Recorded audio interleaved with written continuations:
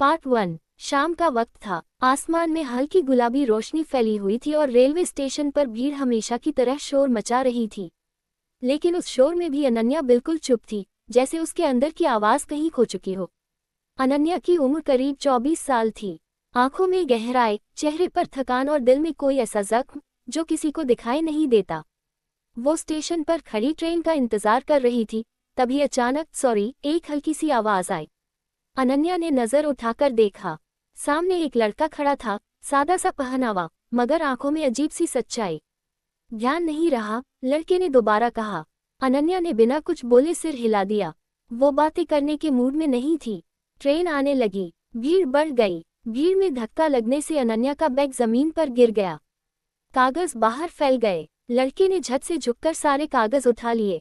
एक कागज पर उसकी नज़र अटक गई। केस नंबर 317, मौत या साजिश। लड़का थोड़ा चौंका। ये, उसने सवालिया नज़र से अनन्या को देखा। अनन्या ने कागज छीन लिया। उसकी आंखों में डर भी था और गुस्सा भी। ये आपका मतलब नहीं है, वो पहली बार बोली। लड़का मुस्कुराया नहीं, बस गंभीर आवाज में बोला, कभी कभी जो हमारा नहीं लगता वही हमारी जिंदगी बदल देता है। अनन्या कुछ कहती, उससे पहले ट्रेन आ चुकी थी। दोनों अलग अलग डिब्बों में चढ़ गए, लेकिन अनन्या को एहसास नहीं था कि आज की ये छोटी सी मुलाकात उसकी पूरी जिंदगी का सबसे बड़ा मोड़ बनने वाली है। और उस लड़के का नाम था आरव। ट्रेन तेजी से पटरी पर दौड़ रही थी। खिड़की से बाहर भागती हुई लाइटें अनन्या की आंखों में चुभ रही थी, लेकिन उससे ज्यादा चुभ रहा था आरव का वो सवालिया चेहरा। कभी कभी जो हमारा नहीं लगता वही हमारी जिंदगी बदल देता है। उसके कानों में बार बार वही शब्द गूंज रहे थे। अनन्या ने बैग खोला। वही फाइल, केस नंबर 317। उसने कागजों को कसकर पकड़ लिया, जैसे अगर ढीला छोड़ा तो सच बाहर आ जाएगा। फ्लैशबैक, एक घर, दीवार पर टंगी पापा की मुस्कुराती हुई तस्वीर और नीचे जलती हुई अगरबत्ती। पापा की मौत एक्सीडेंट नहीं थी। अनन्या की आंखें भर आईं। सब कहते थे कार एक्सीडेंट था, लेकिन वो जानती थी उस रात बहुत कुछ गलत हुआ था। उधर ट्रेन के दूसरे डिब्बे में आरव खिड़की से बाहर देख रहा था, लेकिन उसका ध्यान बाहर नहीं, अंदर था। वो कागज, वो लाइन, मौत या साजिश। आरव ने जेब से एक पुराना पेन निकाला। उस पर हल्की सी खरोंच थी। उसने मन ही मन कहा, लगता है ये लड़की भी सच ढूंढ रही है। ट्रेन रुकी। अनन्या उतरी। जैसे ही वो प्लेटफॉर्म से बाहर जा रही थी वो चौंक गई। आरव उसके सामने खड़ा था। मुझे पता है आपको अजीब लग रहा होगा, आरव बोला, लेकिन अगर कभी मदद चाहिए हो तो। अनन्या ने बीच में ही रोक दिया। मुझे किसी की मदद नहीं चाहिए। उसकी आवाज़ सख्त थी। आरव हल्का सा मुस्कुराया। सब यही कहते हैं, जब तक सच बहुत भारी न हो जाए। अनन्या बिना जवाब दिए आगे बढ़ गई, लेकिन इस बार उसका दिल उतना शांत नहीं था, क्योंकि कहीं न कहीं उसे एहसास हो चुका था ये मुलाकात यही खत्म नहीं हुई है और आरव फिर लौट कर आएगा, सवालों के साथ। अगली सुबह अनन्या कॉलेज जाने के लिए घर से निकली ही थी कि गेट के बाहर खड़ा एक शख्स उसे रोक लेता है। वही चेहरा, वही शांत आंखें। आरव। अनन्या चौंक गई। तुम यहाँ क्या कर रही हो? उसकी आवाज में हैरानी से ज्यादा गुस्सा था। आरव ने शांति से कहा, मुझे पता था तुम यहीं मिलोगी। मेरा पीछा कर रही हो? अनन्या की आंखें लाल हो गईं। आरव ने जेब से एक कागज निकाला। वो कागज देखकर अनन्या के हाथ कांपने लगे। वो उसके पापा की पोस्टमार्टम रिपोर्ट की कॉपी थी। ये तुम्हें कहाँ से मिली? अनन्या लगभग चिल्ला पड़ी। आरव ने धीमी आवाज में कहा, क्योंकि जिस केस को सब बंद समझते हैं वो कभी बंद हुआ ही नहीं। अनन्या का दिल जोर जोर से धड़कने लगा। मेरे पापा को मारा गया था, है ना? उसकी आंखों से आंसू बह निकले।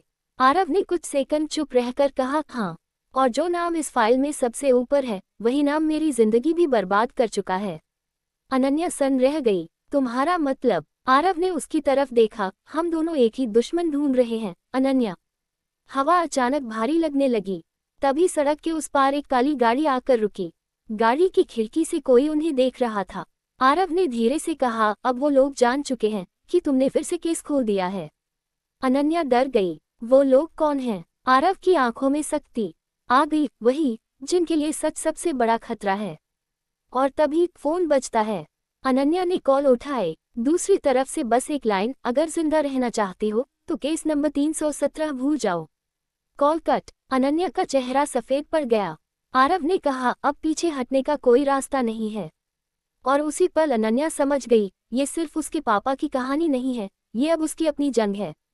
फोन करते ही कुछ सेकंड तक अनन्या और आरव दोनों बिल्कुल चुप रहे। सड़क पर चलती गाड़ियां, लोगों की आवाजें, सब कुछ जैसे बहुत दूर हो गया था। मुझे घर चलना चाहिए, अनन्या ने धीमी आवाज में कहा। आरव ने सिर हिलाया। अकेले नहीं। अनन्या ने कुछ कहना चाहा, लेकिन आरव की आंखों में जो डर छुपा था, उसे पहली बार एहसास हुआ ये लड़का मजाक नहीं कर रहा। घर के बाहर पहुंचे ही थे कि धड़ाम, पास की बिजली का खंभा अचानक गिर पड़ा। दोनों बाल बाल बचे। अनन्या डर से कांप उठी। ये एक्सीडेंट नहीं था, है ना? आरव ने चारों तरफ नजर दौड़ाई। नहीं, ये पहली चेतावनी थी। उसी पल पास की दीवार पर लाल पेन से लिखा हुआ था, स्टॉप नाउ। अनन्या की सांस रुक गई। वो हमें देख रहे हैं, वो फुसफुसाई। आरव ने उसका हाथ कसकर पकड़ा। और अब हमें भी उन्हें देखना होगा। रात। अनन्या नींद में भी चैन से नहीं थी। बार बार वही आवाज, केस नंबर 317 भूल जाओ। अचानक कांच टूटने की आवाज। अनन्या चीख पड़ी। आरव तुरंत कमरे में घुसा। खिड़की टूटी हुई थी और जमीन पर पड़ा था एक लिफाफा। आरव ने लिफाफा खोला। अंदर सिर्फ एक फोटो थी, अनन्या के पापा और उनके पीछे खड़ी एक धुंधली सी परछाई। फोटो के पीछे लिखा था, अगली बारी तुम्हारी है। अनन्या रो पड़ी। मैं ये सब नहीं झेल पाऊंगी। आरव ने पहली बार उसके कंधे पर हाथ रखा। अब तुम अकेली नहीं हो अनन्या। अगर ये लड़ाई है तो हम दोनों साथ लड़ेंगे। अनन्या ने उसकी तरफ देखा। डर के बीच कहीं न कहीं एक अजीब सी ताक भी महसूस हुई। लेकिन वो नहीं जानती थी, ये तो सिर्फ शुरुआत थी। असली हमला अभी बाकी था। अगली सुबह घर के बाहर पुलिस की जीप खड़ी थी। 2 सिपाही अंदर आए। अनन्या शर्मा। अनन्या का दिल धक से रह गया। हाँ, इंस्पेक्टर ने सख्त आवाज में कहा, आपके घर के बाहर जो नुकसान हुआ है उसकी शिकायत मिली है। अनन्या ने आरव की तरफ देखा। आरव शांत था, लेकिन उसकी मुठियां भींची हुई थीं। पुलिस के जाने के बाद तुमने पुलिस को क्यों बुलाया? अनन्या ने पूछा। आरव ने गहरी सांस ली। क्योंकि ये खेल अब बड़ा हो रहा है और सच अकेले नहीं लड़ा जाता। अनन्या चुप रही। उसे भरोसा करना था, लेकिन डर भी था। दोपहर में अनन्या अपने मामा विनोद के घर पहुंची। विनोद वही थे जो पापा की मौत के बाद सबसे ज्यादा साथ खड़े थे। बेटा, ये सब भूल जाओ, विनोद ने प्यार से कहा। कुछ जख्म कुरेने से और गहरे हो जाते हैं। अनन्या की आंखें भर आईं। मामा, पापा की मौत हादसा नहीं थी। विनोद के चेहरे पर एक पल के लिए कुछ बदल गया, बहुत हल्का, लेकिन आरव ने देख लिया। शाम को आरव ने अनन्या से कहा, तुम्हारे मामा के बारे में कुछ गलत लग रहा है। अनन्या चौंक गई। नहीं, वो ऐसा नहीं कर सकते। आरव ने जेब से मोबाइल निकाला और एक कॉल रिकॉर्डिंग चलाई। आवाज साफ थी, लड़की ज्यादा पूछताछ कर रही है, अब जल्दी कुछ करना पड़ेगा। अनन्या की दुनिया हिल गई। ये मामा की आवाज है। उसकी आंखों से आंसू बहने लगे। आरव ने गंभीर आवाज में कहा, सच अक्सर अपनों के चेहरे पहनकर आता है। उसी पल दरवाजे की घंटी बजी। अनन्या ने कांपते हाथों से दरवाजा खोला। सामने खड़ा था विनोद मामा। उनके चेहरे पर मुस्कान थी। बेटा, तुम दोनों मुझसे कुछ छुपा तो नहीं रहे? अनन्या समझ नहीं पा रही थी, जिस पर उसने सबसे ज्यादा भरोसा किया, क्या वही उसकी जिंदगी का सबसे बड़ा खतरा है? विनोद मामा की मुस्कान अनन्या को चुभ रही थी। नहीं मामा, कुछ भी तो नहीं, अनन्या ने जबरदस्ती मुस्कुराते हुए कहा। आरव चुप था, बहुत ज्यादा चुप। विनोद ने घर के अंदर नजर घुमाई। टूटी हुई खिड़की, दीवार पर पड़े कांच के टुकड़े, लगता है कोई डराने की कोशिश कर रहा है। विनोद बोले, तुम दोनों को सतर्क रहना चाहिए। आरव की आंखों में हल्की सी चमक आई। सही कहा आपने, आरव बोला, कभी कभी खतरा बहुत पास होता है। विनोद पल भर के लिए रुके। उनकी आंखें आरव से मिलीं। एक अजीब सी खामोशी फैल गई। कुछ देर बाद विनोद चले गए। दरवाजा बंद होते ही अनन्या फूट फूट कर रो पड़ी। मुझे यकीन नहीं हो रहा, वो ऐसा कैसे कर सकते हैं? आरव ने शांत आवाज में कहा, क्योंकि लालच रिश्तों से बड़ा हो जाता है। उसी रात आरव को एक अनजान नंबर से कॉल आया। अगर लड़की जिंदा चाहिए तो फाइल हमें दे दो। दूसरी तरफ से भारी आवाज आई। आरव ने बिना डरे कहा, सच के बदले सौदे नहीं होते। Call cut. अगले ही पल बिजली चली गई। पूरा घर अंधेरे में डूब गया। आरव, अनन्या की आवाज कांप रही थी। तभी पीछे से किसी ने आरव के सिर पर वार किया। धड़ाम। आरव जमीन पर गिर पड़ा। अनन्या चीख पड़ी। अंधेरे में कदमों की आवाज, और फिर एक साया अनन्या की तरफ बढ़ा। अब बहुत हो गया, भारी आवाज गूंजी। अनन्या पीछे हटी, और तभी पुलिस की सायरन बज उठी। हमलावर भाग गए। लाइट वापस आए। आरव जमीन पर बेहोश पड़ा था। अनन्या उसके पास बैठ गई। तुम्हें कुछ हो गया तो मैं टूट जाऊंगी। उसकी आंखों से आंसू गिर पड़े और उसी पल उसे एहसास हुआ ये सिर्फ सच की लड़ाई नहीं थी, ये दिल की लड़ाई भी बन चुकी थी। हॉस्पिटल का कॉरिडोर ठंडी सफेद रोशनी से भरा हुआ था। अनन्या बाहर बेंच पर बैठी थी, हाथों में आरव की खून से सनी शर्ट। डॉक्टर बाहर आए। खतरे से बाहर है, डॉक्टर बोले, लेकिन होश में आने में वक्त लगेगा। अनन्या की आंखों से राहत के आंसू गिर पड़े। कुछ घंटों बाद आरव ने धीरे धीरे आंखें खोलीं। पहला चेहरा जो उसने देखा, अनन्या, तुम ठीक हो? आरव ने कमजोर आवाज में पूछा। अनन्या रोते हुए हंस पड़ी। पागल हो, पहले अपनी फिक्र करो। आरव ने उसका हाथ थाम लिया। डर मत, जब तक सांस है सच जिंदा रहेगा। अनन्या की आंखें भर आईं। उसी शाम अनन्या ने एक फैसला लिया। अब मैं भागूंगी नहीं, उसने दृढ़ आवाज में कहा। मैं पापा के लिए और हमारे लिए ये लड़ाई लड़ूंगी। आरव ने सिर हिलाया। तो अब हमें सबूत चाहिए, पक्के सबूत। आरव ने एक पुराना पता निकाला। ये पापा के एक्सीडेंट वाली रात के एक चश्मदीद का घर है, वो बोला, लेकिन वो इंसान अब गायब है। अनन्या ने गहरी सांस ली। तो हमें उसे ढूंढना होगा। रात को अनन्या के फोन पर एक मैसेज आया। अननोन नंबर, सच ढूंढना चाहती हो तो कल रात 11 बजे पुरानी फैक्ट्री आना, अकेले। अनन्या का दिल तेज धड़कने लगा। आरव ने मैसेज पढ़ा। ये जाल है, वो बोला। अनन्या ने फोन बंद किया। हो सकता है, लेकिन शायद यही मौका है। आरव ने उसकी तरफ देखा। अगर तुम जाओगी तो मैं भी जाऊंगा। अनन्या ने हल्की मुस्कान दी। साथ और दूर कहीं अंधेरे में कोई उनकी बातें सुन रहा था। कल की रात या तो सच लाएगी या तबाही। रात के ठीक 11 बजे पुरानी फैक्ट्री जंग लगे गेट और टूटे हुए शीशों के साथ किसी भूतिया खंडहर जैसी लग रही थी। हवा में सन्नाटा था और सन्नाटे में डर। अनन्या और आरव धीरे धीरे अंदर बढ़े। कोई है, अनन्या ने धीमी आवाज में कहा। अचानक तालियों की आवाज। वाह, हिम्मत की दाद देनी पड़ेगी। अंधेरे से आवाज आई। एक बल्ब जला। रोशनी में खड़ा था विनोद मामा। अनन्या का दिल टूट सा गया। आप, उसकी आवाज कांप गई। विनोद ने ठंडी हंसी हंसी। मुझे पता था तुम यहाँ आओगी। आरव ने दांत भींच लिए। क्यों मामा? अनन्या रो पड़ी। पापा ने आपका क्या बिगाड़ा था?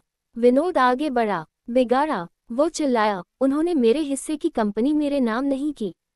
और तुम जानती हो, पैसा रिश्तों से बड़ा होता है। अनन्या सन्न रह गई। तभी पीछे से किसी ने आरव के सिर पर बंदूक तान दी। एक कदम और नहीं। अनन्या चीख पड़ी। विनोद बोला, फाइल दो और इसे जिंदा ले जाओ।